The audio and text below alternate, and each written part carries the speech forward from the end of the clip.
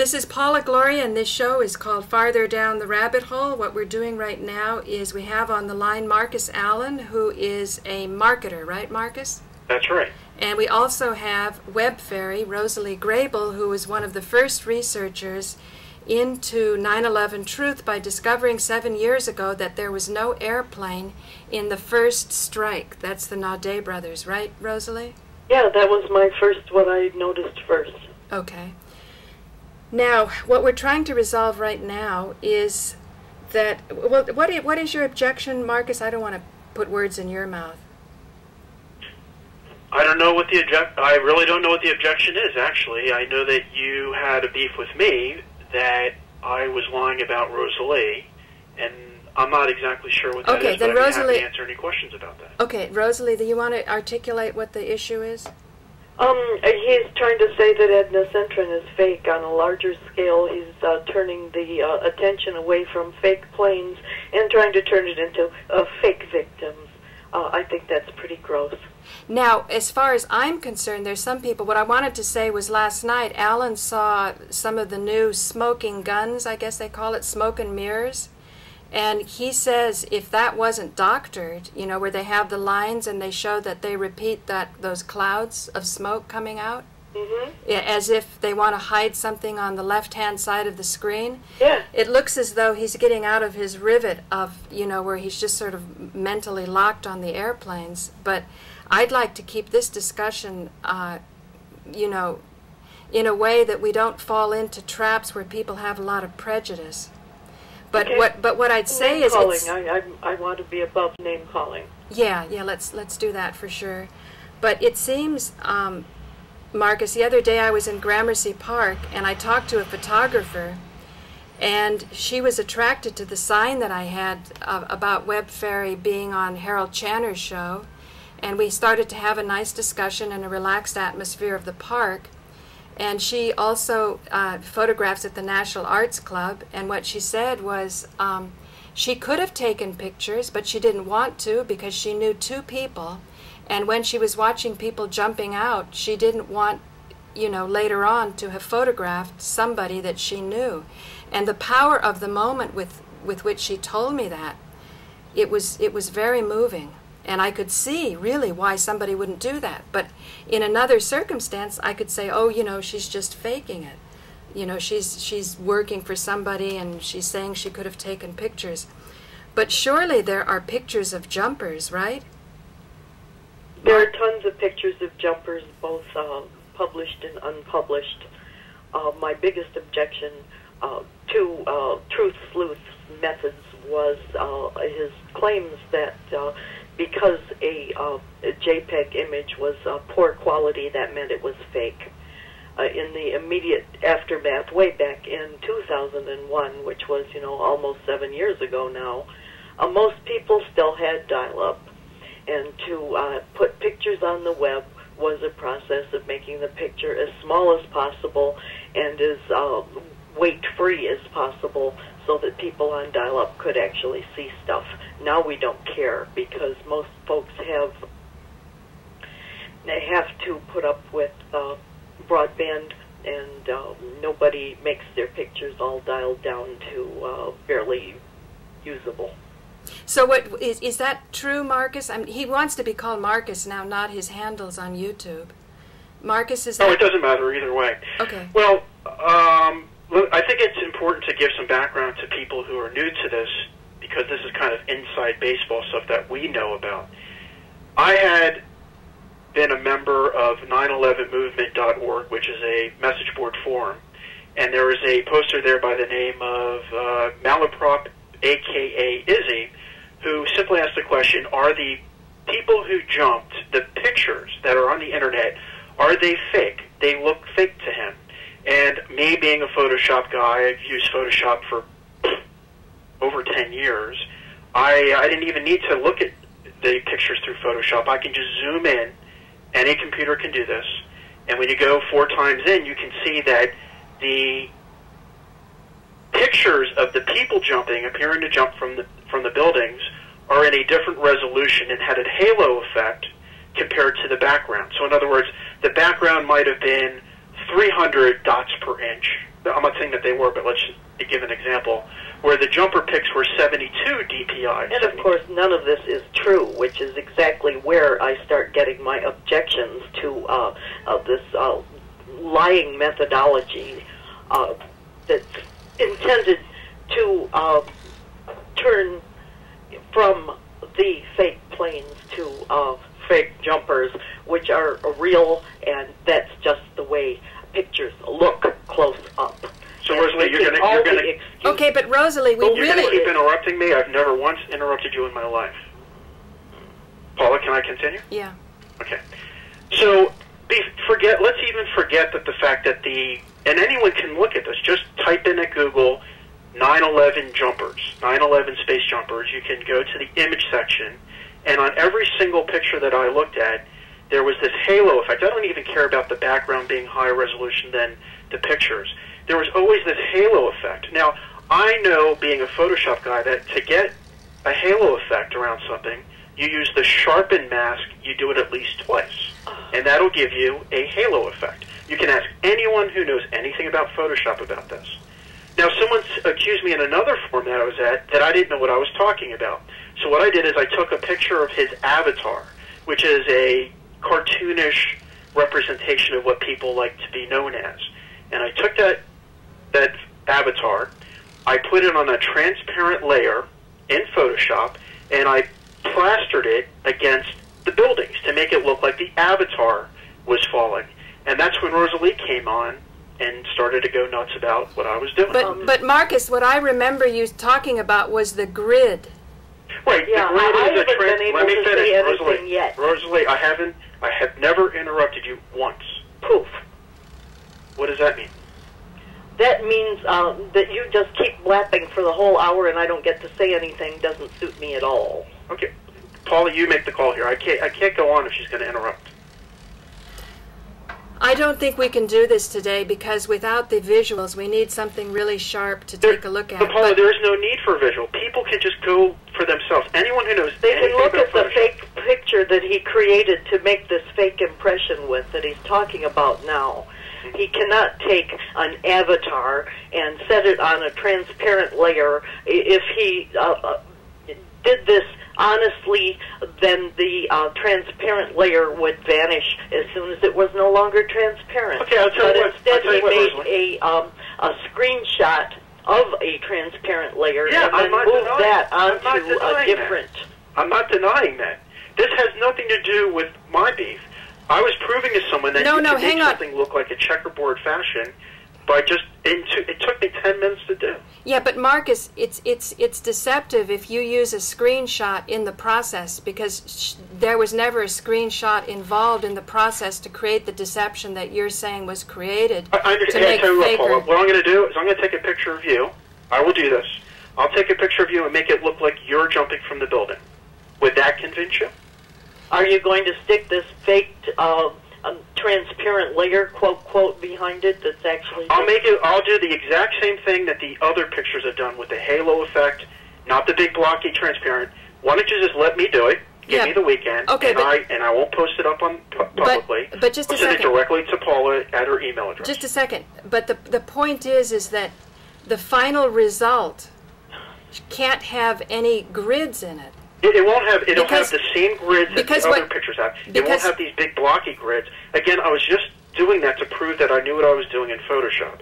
So what I'll do is I'll take a picture. Let me finish. You don't know what you're doing, and that you're being excruciatingly deceptive. Okay, let me. Okay, let him do it, and then we'll deal with the picture of you, Paul. I'll take a picture of you, and it'll make it look like you're jumping from the building. Okay. Okay, then let's like a fair test, and then I'll blow it up big and show you where it shows all its paste marks. Okay, whatever, Rosalee. Let's drop it for now and let's carry on that way, okay? Now, can I also say something else, Paul? For some reason, I'm getting ever since I've been on your show a few times, Rosalee, who claimed to have been on your show, combating me in mid-April. All you have to do is go back to the archives at YouTube. She was on the show in February, so that isn't true. She's calling me a liar. She's saying that she came on to combat me in mid-April, so just go back and look at YouTube. Rosalee claimed, I keep hearing this, she claims that she's the first one to know about fake. No, I am the first one to have noticed there was no plane in the first hit. But you know Gerard Holmgren was the first one to do that. You know. I know that Jared Holmgren and me had a private conversation for more than a year before he dared to come out publicly in support of what I was saying. Oh, so I see. So, well, that's not true. If you go to his website, you'll see that you can do a timestamp and you can see he was the first one. But who cares? That's minor stuff. Here's the major thing. I'm getting this reputation that I'm not a no-planer. I have pushed more than 2 million, and because I track every post that I do, 2 million views telling people about September clues. I'm probably one of the biggest promoters of the fact that it was faked on TV, more than you, Paula, Genghis, and all them combined. So why am I getting this reputation that I'm not a no-planer? Well, why do you care, though, Marcus? Marcus, you've got a bigger market than we do, obviously, so just let us be. You know, I'm not really concerned with these things. My concern was when I was in the park talking and looking straight into the eyes of a photographer, how easily we get into our egos and our positions and we move away from the heartache of all of this. When we talk about fake pictures versus real pictures, so much of the fake stuff starts to harden people's hearts, and they start to be so entrenched in their positions, and they move away from the fact that we're talking about real human beings, and that the whole reason to even go into this 9/11 is to see if this type of deception is evident in other parts of our society, with our health care, or even to take a critical look at those who are supposed to be protecting us from the status quo. Like, you know, I was just listening to this media reform that's going on right now, I think in Memphis or somewhere, and I gave up my time at MNN for that to happen. And it seems as though a lot of these left gatekeepers, although they talk a good talk, and they say about the internet, they don't really know the details. Like, I have videos now taken down, and I'm not even notified that they're taken down. Right. There's no due process whatsoever. Why is that surprising to you? Because I think we start when we quibble with, you know, among ourselves, who's the no-planer and who isn't. Who cares if you're a no-planer or not? Who cares? The point is are you giving people knowledge that then makes them thirsty to start investigating on their own, and then what they discover starts to make them more balanced and have a better life themselves? I think it is kind of important to know who is and who isn't, because, for example, there's a famous truth movement leader by the name of Killtown. Rosalee knows Killtown, right? Yeah, I think he's the best thing out there. And you don't Nobody think has ever managed to debunk any of his work, ever. And all they can do is make bad talk. And the fact that he was an intern on the morning show at the early show. And that's not true. How do you know that? Because it's not true. I called him. You know I called him. I busted him. Yeah, but see, Marcus, we're still moving away from the whole gist of it. But I have to interrupt, Paula. Here's the deal. A lot of new people. First of all, September Clues isn't perfect, but I think it's good enough for now. Someone who I talk to on a weekly basis, along with your sister, about 9/11 stuff, came onto the scene and became a no-planer because of September Clues. But there's some issues with September Clues. I'm okay with those issues. Nothing's gonna be perfect. Well, the bottom line is, if you follow these leaders, these new people who follow these leaders, come in like Alex Jones, and we all hate Alex Jones, right? We can all agree on that, You know, Marcus, I really want to end this discussion, because until this Photoshop thing is resolved, I just don't want to continue any longer. I have worked with Rosalee, I've worked with Nico Haupt. To me, it gets exciting when you start to do real research and you can encourage other people to do real research. It's not just 9/11 that they research on. They start to learn how their brains work with other people's brains. That's why I was doing this healthcare thing, you know, using castor oil and green clay. You can avoid things that you have to go to the dermatologist and cut off. That's practical. Paula, I agree with you. I'm the one who introduced you to the concept of Tavistock. This all gets I'm the one who introduced you to the it's idea of SCL.cc. It's just, there's icky vibes. Not true there's, either. No, listen, you guys. I've got to end this right now. It's Yeah, not. well, It's not obviously, going. Paula, you don't- It's not going in a healthy direction. We must resolve the Photoshop grid thing. We will quiet. That's You done, create. but now he's introduced a whole fresh lie about Killtown. Okay, They did start trying to. That's why I'm ending think that this. Killtown was the same person as Rosalee. one of the voice actors. Rosalee. And that's entirely nonsense. But Killtown just will not come out publicly and say anything more to it. Rosalee, you talked over me. Who, me? I'm Yes, sorry. that's okay, but I just want to demonstrate that I can defer to your talking over and I can say, let's go in that direction. But I do not have a good feeling about the energy right now, and that's why I suggested that once we resolve this Photoshop thing, then if we decide, we can move on to do the Killtown thing, because I don't know anything about it. My only concern is to try to hook an audience to be more healthy. Each person that gets information, no matter how gloomy the information is, like they were talking in this Memphis thing or wherever they are about scandal media, and they had harsh words, and that kind of gets you to move away from the painful. But there's a way to go into the painful so that you can heal. And that's why I have a lot of criticism of my performance on Howard Stern, but I looked at his eyes. I saw the energy around the Holocaust question. And that's something that I know my resources. People have also said that I didn't have courage to carry the sign about investigate the death of Dan Wallace because Sabrina was there. It's not that I didn't have courage, it's that I knew by myself I didn't have the resources. So unless I have a bona fide Holocaust survivor or something more than the resources that I have, it's not the time to go into it. Now, Molly said one way of dealing with it is saying the Holocaust is a very emotional issue, and I'm starting to look at it, but until I have all of the information, I don't want to say anymore. But I could see that everyone says Genghis could do a better job, Holgram could do a better job.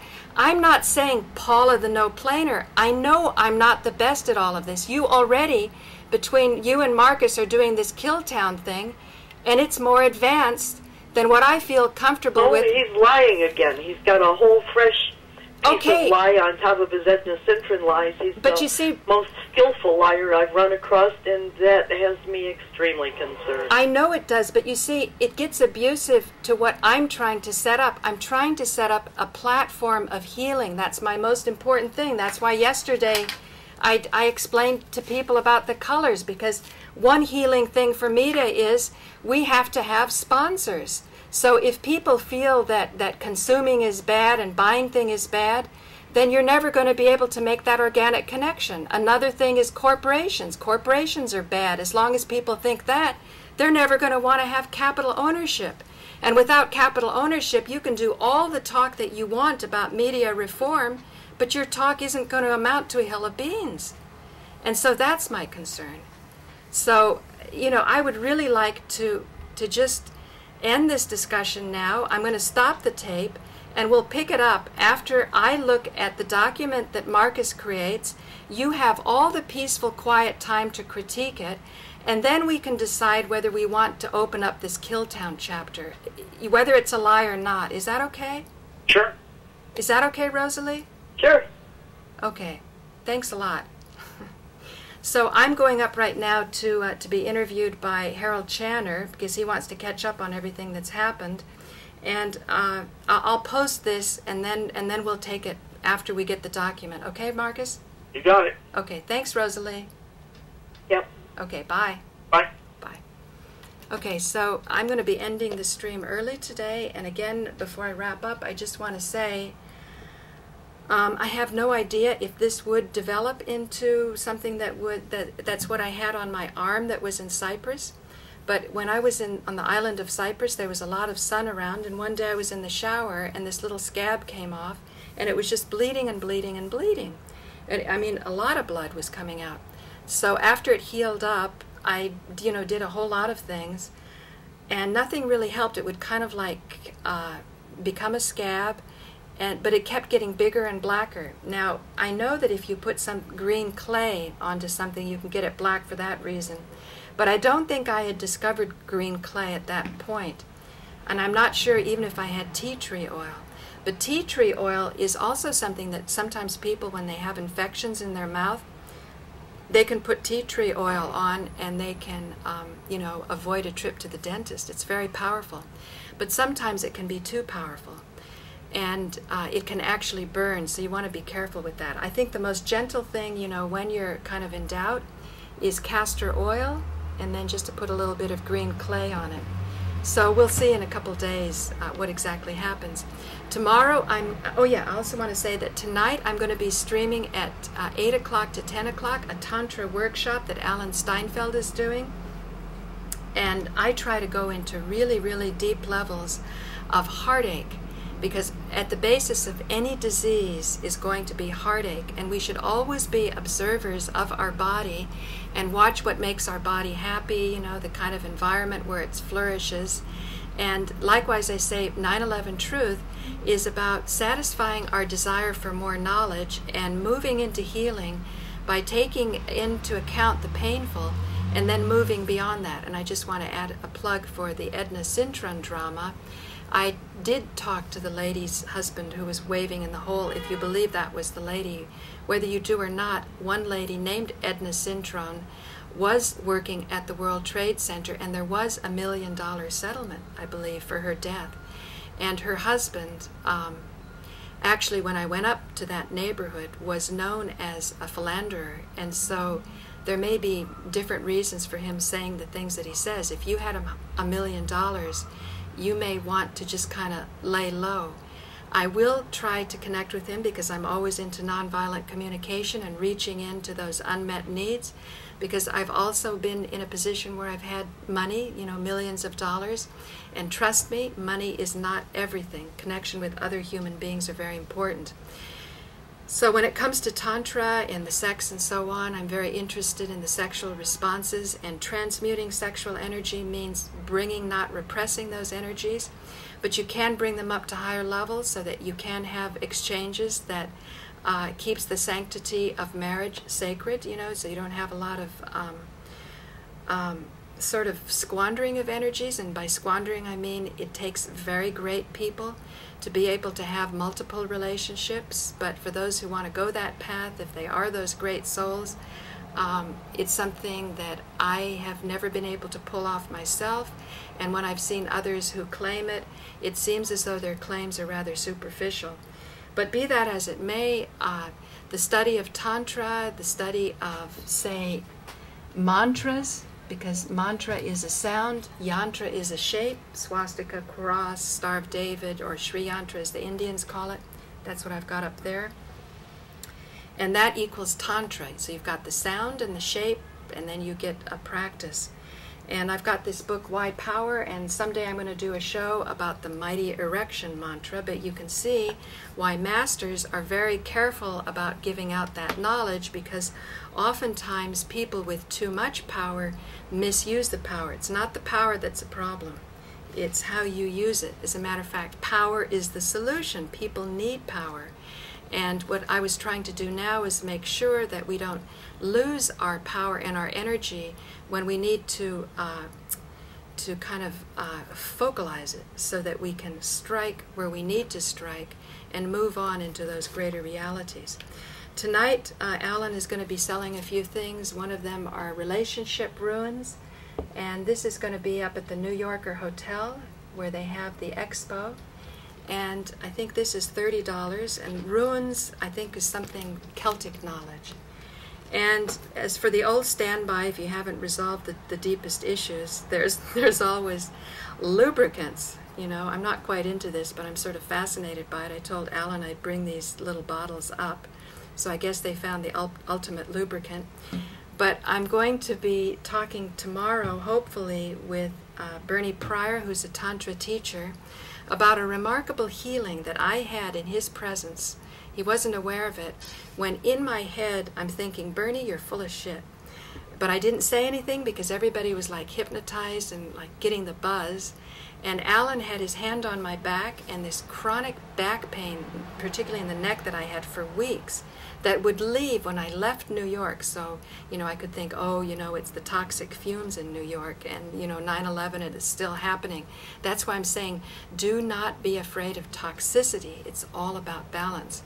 So it could have been logical that I was breathing something bad, because when I went to New York, I would have this problem.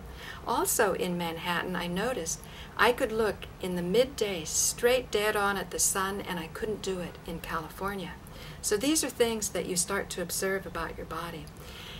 Allen had his hand on my back, and Allen definitely is a healer. He's particularly an excellent acupuncturist. He studied 3 years traditional Chinese traditional medicine in Santa Fe, New Mexico. And a lot of doctors who practice only have taken a few weekends, so they're sort of cruising off their doctor credentials, you know, the Western credentials. But Allen studied for 3 years. But this wasn't acupuncture. This was just the healing in his hands. He had his hands on my back, and tomorrow hopefully we'll have Bernie Pryor and I can describe this. I had a very uncomfortable vaginal discharge for about 1.5 years when I came back from India. And I was really afraid of going to the doctors, because most doctors don't understand my problems, because a lot of times something that's abnormal that has to do with lifting the energy can be defined as a pathology by somebody who doesn't understand. And when they don't understand, and that lack of understanding is the group think, and it's what's holding things together, the power and the sway of what they're thinking can affect you. So it's just sort of puny you against that group think, trying to administrate your body all by yourself. So let me tell you, after this remarkable healing, we're in my head, I'm thinking, Bernie, you're full of shit. But not saying it, because I didn't want to take that on. Just like I didn't want to hold the sign, because with Sabrina and so on, I didn't have enough resources within myself to pull that off. But I'm thinking it. Allen's got his hand on my neck. We will hear tomorrow what Allen will describe. My spine goes, and this discharge totally ended. The back pain, the neck pain, totally gone. Well, it does come back now and then, but the vaginal discharge is gone, and that had made sex uncomfortable.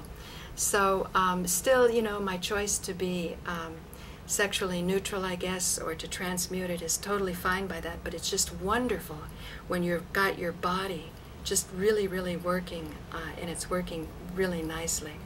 But like I say, you know, check in tonight for the stream. I don't know if I'll be speaking that much. I'm just sort of going there as somebody that's supporting that. But I also will say that Allen, in looking at that smoke and gun, some of the new evidence that's coming up on the TV fakery, he seemed to be shifting. He